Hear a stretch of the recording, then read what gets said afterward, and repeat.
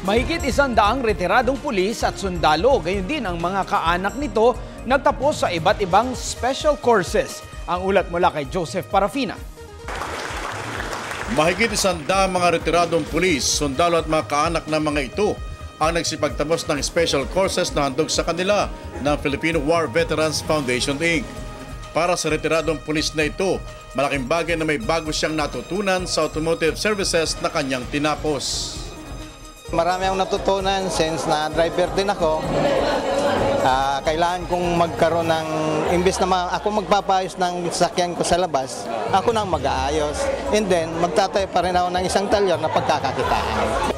Ngayong taon, magre-retiro na rin ang marine official na ito. Kaya naman ngayon tinapos na niya ang isang kurso dito sa Skills Training Center sa PhilVets na ihanda na niya ang kanyang sarili sa kanyang bagong mundong tatahakin.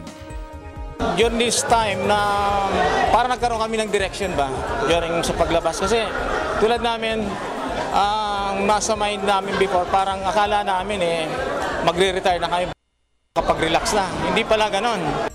May ilang taon na rin ginagawa ito ng PhilVets bilang handog sa mga retiradong mga tauhan ng sundalo at pulis at mga kaanak. Kaya ang mga kursong computer hardware services, commercial cooking at automotive services patuloy na dinudumog. Aprobado kasi ito ng TESDA.